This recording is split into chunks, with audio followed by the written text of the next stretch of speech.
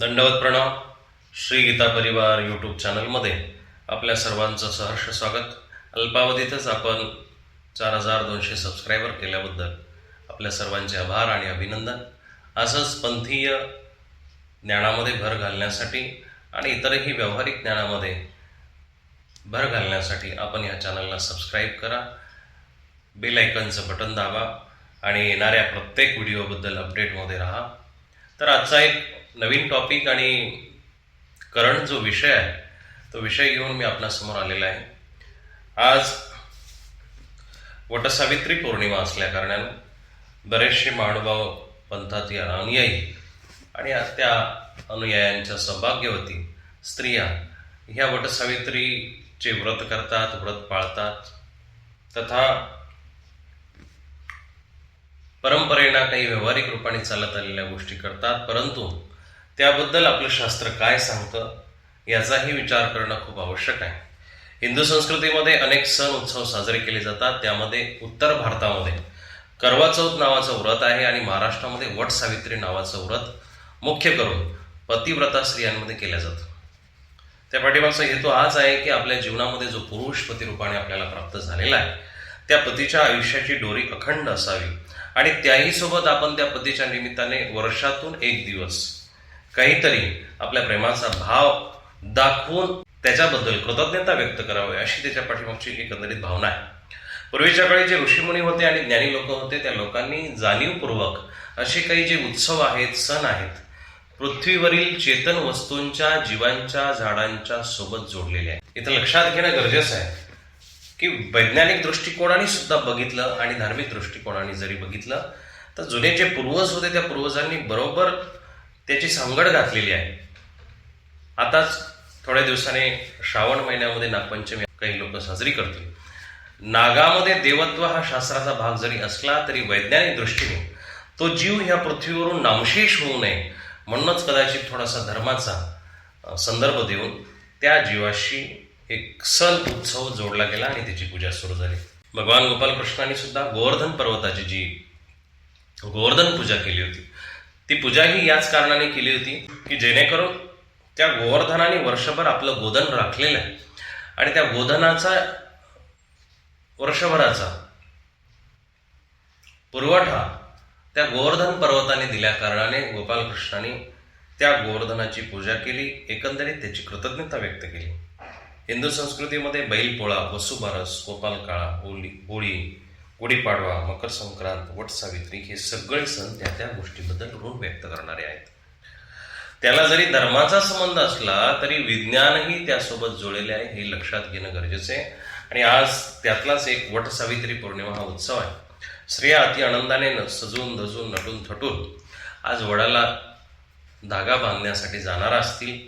परंतु तत्पूर्वी मी सांगू इच्छितो, भलेही वडाच्या झाडामध्ये अनेक औषधीय गुण असतील, वडाच्या झाडामध्ये असंख्य प्राण्यांना आधार देण्याची ताकद आहे, त्याचे विशालत्व आणि अमरत्व सर्वश्रुत असल्या कारणाने कित्येक पिढ्या जरी गेल्या तरी त्या पिढ्यांसाठी त्याचा आधार होत असतो, त्याची सावली होत असते. म्हणूनच कदाचित वटसावित्रीचे हे पर्व वडाच्या झाडासोबत जोडल्या गेलं असावं आणि जेणेकरून त्या वडाला, वटवृक्षाला आणखी अमरत्व प्राप्त व्हावं, ते नामशेष होऊ नये हाच कदाचित आपल्या पूर्वसुरींचा विचार असेल. बुद्ध सुद्धा ह्याच वृक्षाखाली बोधिसत्वाला प्राप्त झाले होते. शास्त्रीय दृष्ट्या बघता महानुभाव संप्रदाय एक ईश्वरवादावरती टिकलेला आहे. या संप्रदायामध्ये ईश्वराच्या पूजेला, भक्तीला प्राधान्य आहे आणि ईश्वर हा एकच असतो. या सृष्टीमध्ये दिसणाऱ्या बहुतांशी गोष्टी मायेच्या अधीन आहेत आणि वेगवेगळ्या चेतन वस्तूंच्या ठिकाणी, जड वस्तूंच्या ठिकाणी देवता सामर्थ्याचा वास आहे आणि त्या चेतन वस्तूमध्ये सामर्थ्याचा वास असल्या कारणाने त्याची पूजा होत असते. किंवा ज्या ठिकाणी पूजा विधी विधान होत असते तिथे देवता सामर्थ्य आपल्यापण येते किंवा तिथं सामर्थ्य सुरू होत असते. परंतु एका ईश्वराची भक्ती करत असताना श्रीमद भगवद्गीता प्रमाण सांगते, अर्जुनाला देवाने सांगितलं 18व्या अध्यायाच्या 66व्या श्लोकामध्ये की बाबा सर्व धर्मान परित्यज्य मामेकम शरणम व्रज. अर्जुना, सगळ्या गोष्टींचा, सगळ्या धर्मांचा, सगळ्या विधिविधानांचा त्याग करून तू मला एकट्याला शरण आहे. ही गीतोक्ती आहे, भगवद उक्ती आहे, श्रीकृष्ण उक्ती आहे. असं असल्या कारणानं आपण एकमेव कुठल्या ना कुठल्या तरी निमित्ताने का होईना, लक्षात घ्या, कुठल्याही निमित्ताने का असेना पण फक्त आणि फक्त ईश्वराचीच पूजा केली पाहिजे. वडाच्या झाडाच्या ठिकाणी 3 देवांचा वास असतो असं म्हणतात. ब्रह्मा विष्णू महादेव यांचा तिघांचाही त्या ठिकाणी त्रिदेवांचा वास आहे. दुसरी त्याच्या पाठीमागची स्कंद पुराणातली कथा आहे. ही स्कंद पुराणामध्ये सत्यवानाचा देह गेला आणि त्या सत्यवानाचे प्राण यम न्यायला आल्यानंतर यमाने सत्यवानाचे प्राण चालवले होते. पण सावित्री समोर आली आणि सावित्रीनं सांगितलं की तुम्ही प्राण नेत आहात, मृत्यू झालेलाच आहे. सत्यवानाचे प्राण घेऊन जात असताना एक गोष्ट महत्वाची आहे की मी पतिव्रता असल्या कारणानं मला पती हवा आहे आणि पती जर देत नसाल तर मला 3 वर द्या. ते 3ही वर तिनं अशा पद्धतीनं मागितले की जेणेकरून त्या वरासोबत सत्यवान असलाच पाहिजे.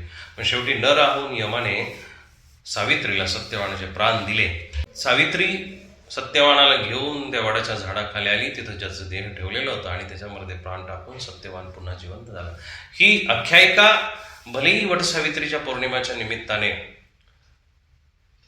वडासोबत जोडलेली असेल, परंतु त्याची पूजा केव्हा सुरू झाली हे नक्की काही सांगता येणार नाही. आता लक्षात घेण्यासारखी महत्वाची गोष्ट इथे ही आहे की सती सावित्री म्हणजे ती पतिव्रता होती. सती आणि सावित्री हे 2 शब्द नाही, एकच शब्द आहे. सती सावित्री ती पतिव्रता आहे. पती सोडून तिच्यासाठी दुसरं कुणीही आराध्य नव्हतं. लक्षात घ्या, पती सोडून ती कुणाची पूजाही करीत नव्हती. पती सोडून ती कुणाकडे बघतही नव्हती. पतिव्रतेच्या नियमाप्रमाणे धर्माप्रमाणे तिचे वागणं होतं, बोलणं होतं, चालणं होतं. या कारणानं तिचं सामर्थ्य इतकं वाढलं. जसं जुन्या काळामध्ये खूप अशा पतिव्रता होऊन गेल्या. सांडल्या, मांडल्या, कौंडल्या, त्यानंतर अनुसूया, हे पतिव्रतांचे उदाहरण आहेत. त्यामधली सावित्री हे पतिव्रतेचं उदाहरण आहे. तिचं सामर्थ्य इतकं वाढलं होतं की यमाच्या हातातून आपल्या पतीचे प्राण आणण्या इतपत तिचं सामर्थ्य वाढलं. हाही मुद्दा महत्वाचा आहे का आपण तेवढे पहिल्यांदा पातिव्रत्य धर्माप्रमाणे पतीची सेवा करतो का? आपणही त्या सती सावित्रीप्रमाणे वागतोय का? हा एक प्रश्न आपल्या मनाला नक्की विचारला पाहिजे. आणि दुसरी महत्वाची गोष्ट, जरीही वागत असलो तरी जो व्यक्ती आपला पती आहे तो पती व्हावा हा ऋणानुबंधाचा संबंध आहे. मनुष्याला वेगवेगळ्या प्रकारच्या योनीमधून फिरत असताना जेव्हा मनुष्य देह मिळतो तेव्हा त्या जन्मामध्ये त्याला वेगवेगळ्या पद्धतीने प्रत्येक कार्य करायला सांगितलेले आहे. प्रपंचामध्ये पती पत्नीचं जे नातं जोडलेलं आहे ते 7 जन्मासाठी मानतात. 7 जन्मामध्ये जी पत्नी किंवा पती आपल्याला मिळालेला असतो त्याच्याबरोबरचा पूर्णपणे ऋणानुबंध संपवण्यासाठी 7 जन्म त्यांना पती पत्नी व्हावे लागते. शास्त्रामध्ये ह्या ऋणानुबंधाच्या गोष्टी मानल्या गेलेल्या आहेत. 7 जन्म तर सोडा, परंतु एका जन्मामध्ये पती पत्नी एकमेकाचे शत्रू बनतात आणि एकमेकाबद्दल वेगवेगळ्या प्रकारच्या तक्रारी करू लागतात. आणि हा वाद अखेर कोर्टापर्यंत पोहोचतो. घराघरात 4 भिंतीमधला वाद कोर्टामध्ये जातो, 4 चौघामध्ये जातो, चव्हाट्यावरती जातो. आणि अशा स्थितीत धार्मिक शास्त्रानुसार या जन्मातील अथवा मागच्या जन्मातील कर्माचा समतोल साधण्यासाठी ती विशिष्ट व्यक्ती आपल्या जीवनात सामील होत असते. म्हणजे सुखदुःख घेऊन ऋणानुबंध संपुष्टात आणते. अनेकदा लोक जेव्हा नातेसंबंधात दुखावतात तेव्हा ते आजूबाजूच्या जाणकारांना विचारतात की ह्या जन्मामध्ये त्यांनी सगळी चांगली कामं केलेली आहेत, मग त्यांना एवढं दुःख यातना का झाल्या असतील? तुम्हाला हे जाणून आश्चर्य वाटेल की जे आपल्याला काही वाईट दिसते किंवा आपल्याला जीवनात त्रास प्राप्त होतो ते सगळं मागच्या जन्मातील कर्माचं संतुलन आहे.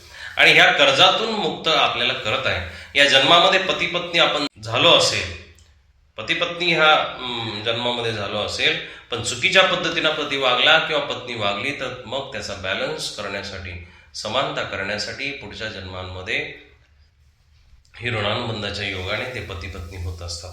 आणि मग असं नातं आपलं जुळत असताना जर आपण त्या वडाच्या झाडाला प्रार्थना केली की 7 जन्मामध्ये हाच पती मिळावा, तर त्याचे त्रासही आपल्याला त्याच पद्धतीने सहन करावे लागणार आहे.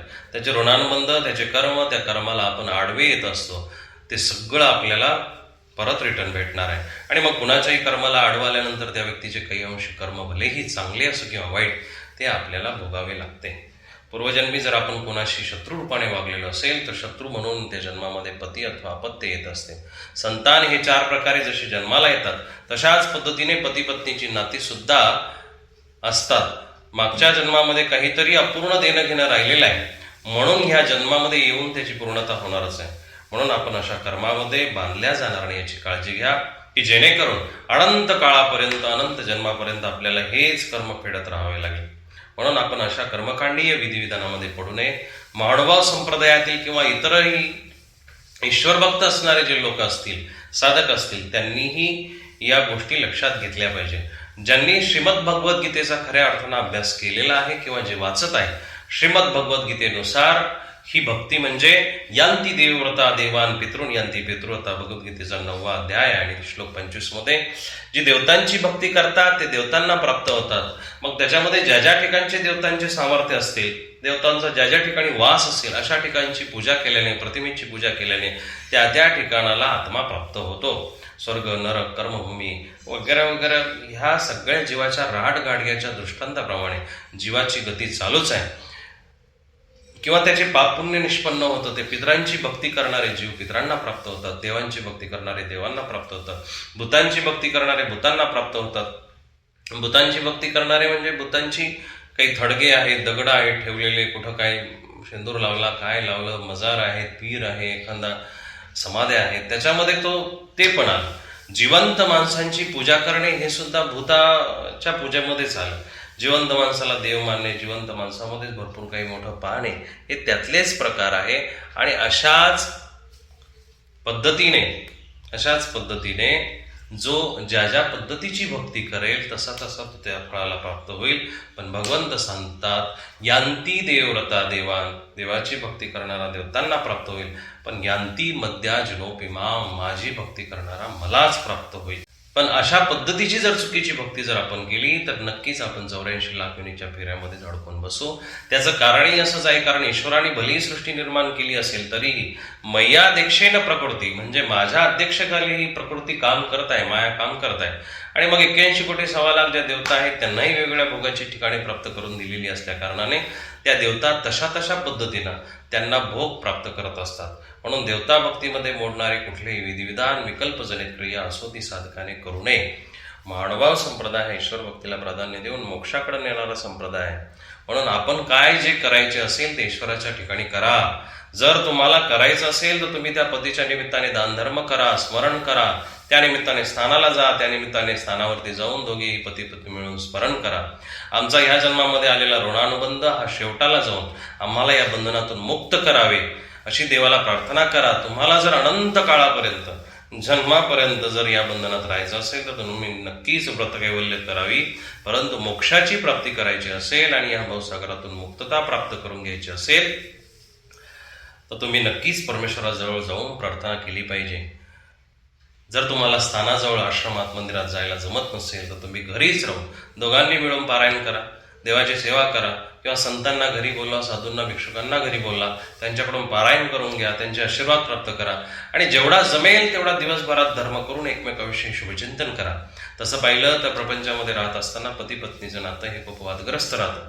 संसारामध्ये खूप कमी लोकांमध्ये, खूप कमी पती पत्नीमध्ये प्रेम आहे, नाते टिकून आहे. पण बऱ्याचशा जोडप्यामध्ये वादविवादच खूप होत असतात. मग एक दिवस गोड राहायचं आणि इतर दिवशी एकमेकांना कमी लेखत जायचं, याने कुठलंही व्रत कैवल्य सिद्ध होणार नाही. म्हणून वट सावित्री पौर्णिमेच्या दिवशी तुम्ही दोघांनी मिळून एकमेकांचा आदर करा, एकमेकांसोबत काही जीवनाचे ध्येयवादी संकल्प घ्या, एकमेकांचा अपशब्द वापरून इगो दुखू नका, अहंकार दुखू नका, एकमेकांना चांगल्या वस्तू भेट द्या आणि त्यातूनच प्रेम वृद्धिंगत होईल असं कार्य करा. अशी योग्य प्रार्थना करून तुम्ही तुमचा वट सावित्री दिवस साजरा करू शकता. सनातन धर्मामध्ये बरेचसे व्रत कैवल्य जी आहे ती निमित्त मात्र आहेत, पण त्याच्या पाठीमागचा संदेश चांगल्या पद्धतीचा आहे. परंतु ईश्वर धर्म एक गोष्ट जरूर शिकवतो की आपल्यामुळं कुणी जर बंधनात अडकलं तर आपणही बंधनात अडकून जाऊ. म्हणून आपल्यामुळे जर कोणी बंधनात अडकत असेल किंवा आपण जर कोणाच्या कर्माला आडवं येत असेल तर त्याचेही कर्म आपल्याला लागतात, आपल्यालाही तो कर्म भोगावा लागतो. म्हणून कोणीही साधकाने कुठलीही व्रतकैवल्य करण्यापूर्वी शास्त्र अभ्यास जरूर करावा. आपला धर्म खऱ्या अर्थाने ईश्वराला मानणारा आहे, त्या कारणाने परमेश्वरालाच पती मानलं पाहिजे. जगामध्ये तोच सगळ्यात मोठा जगतपती आहे, त्याच्यापेक्षा मोठा पती कोणी नाही, मालक नाही. हा मिळालेला पती ऋणानुबंधाचा मेळ आहे. हा नित्यपती आहे, तो परमात्मा नित्यपती आहे असं सर्वज्ञ चक्रधर प्रभू आपल्या भक्तांना सांगतात. या पतीची साथ संगत ही त्याच्या किंवा आपल्या कर्मानुसार आपल्याला भेटणार आहे. कधी मृत्यू व्हायचा, कधी आजारी पडायचं, कधी त्याची साथ संगत सुटायची, हे सगळं कर्मानुसार आपल्याला भेटले आहे आणि भेटणार पण आहे. आपण कितीही प्रार्थना केली आणि कितीही त्या व्यक्तीविषयी ईश्वराला साकडे घातले तरीही परमात्मा कदाचित एखाद्या वेळेस तुम्हाला अनर्जित फळ देईल, परंतु शेवटी त्या जीवाचे कर्म जसे असतील तशाच पद्धतीने त्या जीवाची सोबत आपल्याला असणार आहे, साथ आपल्याला सोबत असणार आहे, सुखदुःख आपल्या सोबत असणार आहे. म्हणून परमेश्वराला हीच प्रार्थना करावी की हे जगतपते, तू संपूर्ण जगाचा मालक आहेस, माता धाता पितामह गतिर्भर्ता प्रभू साक्षी निवासम शरणम सुरू, सर्व जगाचा भरण पोषण करणारा आहेस आणि जगतपती आहेस, जगाचा पती आहेस, मालक आहेस. म्हणून माझे पातिव्रत्य तुझ्याच ठिकाणी राहो, मी तुझी खऱ्या अर्थाने पूर्णपणे होऊन मोक्षाची अधिकारी हो, अशी प्रार्थना करा. तेव्हाच परमात्मा तुमचा जो नश्वर पती आहे त्या पतीचीही बुद्धी चांगली ठेवेल, साथही चांगली ठेवेल आणि त्याच्या जीवनामध्ये येणारे अडथळे दूर करून तुमचं जीवन आनंदी होईल. नक्कीच आपण ह्या सांगितलेल्या गोष्टीनुसार आजचा तुमचा हा जो उत्सव आहे, सण आहे, तो साजरा कराल अशी अपेक्षा व्यक्त करतो. आपण लक्षपूर्वक या व्हिडिओला ऐकलं त्याबद्दल आपणा सर्वांचे धन्यवाद. दंडवत प्रणाम.